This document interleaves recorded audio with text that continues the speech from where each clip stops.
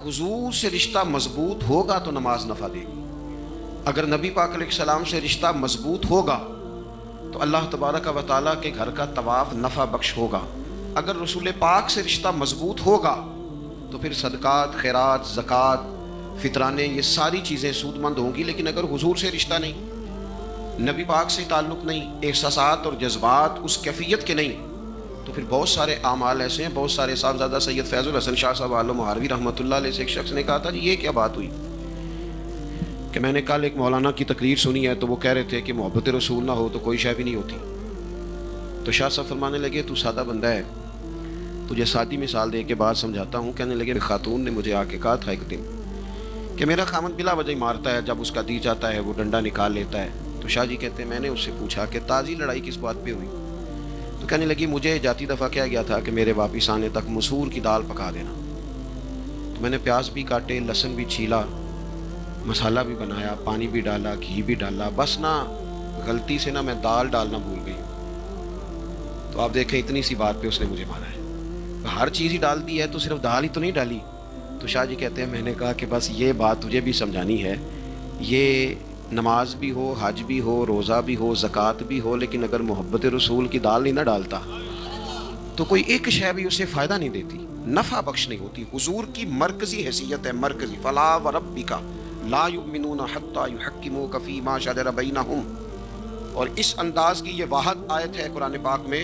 रब फरमाता है, महबूब मुझे आपके रब की कसम, ये लोग उतनी देर तक मोमिन नहीं हो सकते जब तक आपके हर फैसले को कबूल नहीं कर लेते। फरमाया, नबी व औला बिल मुमिनीना मिन अनफुसिहिम, ये नबी मोमिनों से उनकी जानों से भी ज़्यादा करीब हैं। ये तुम्हारी धड़कनों में होनी चाहिए, तुम्हारी कैफियत में होनी चाहिए, तुम्हारी सांसों की डोरी अगर किसी वक़्त, किसी लम्हे, किसी तातुल का शिकार भी हो तो हुजूर की मोहब्बत की सांस हर वक़्त तुम्हारे सीने में गर्दिश करनी चाहिए। नबी करीम का प्यार, हुजूर की उल्फत, ये चाहतें, ये मोहब्बतें, ये वारफ्तगियाँ, ये शौक़, ये ज़मज़मे, ये नगमे हर वक़्त तुम्हारी ज़ुबान पर मौजूद होने चाहिए। बाज़ लोग समझते हैं कि ये मिलाद शरीफ, ये नात खानी, ये बाकी सारे मामलात, शायद कुछ लोगों ने कोई इजाफी काम शुरू किया है। एक मिसाल देता हूँ अबू दाऊद शरीफ से। नबी पाक सल्लल्लाहु ताला अलैहि वसल्लम ने ना एक यहूदी से घोड़ा ख़रीद लिया।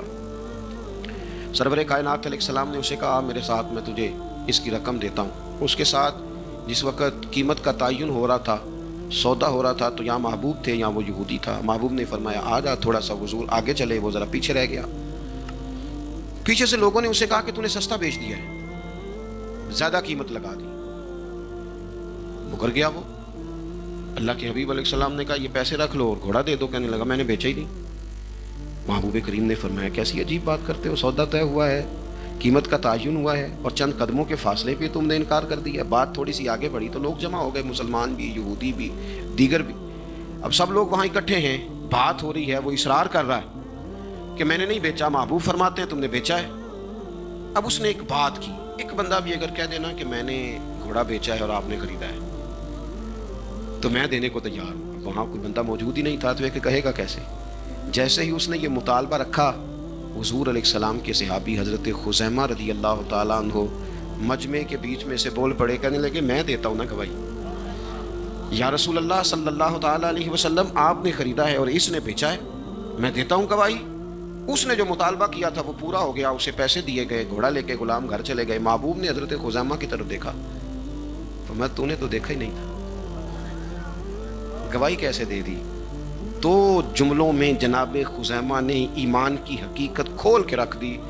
कहने लगे, सोने ये तो ज़मीन की बात है, मैंने तो आपके कहने पर आसमान की सारी खबरें मान ली। गोया मैं तो जन्नत मान गया, दोज़ख मान गया, फरिश्ते मान गया, मैं तो रब को मान गया आपके कहने पर। इनमें से मैंने कुछ नहीं देखा तो आपके कहने पर इतना कुछ मान गया।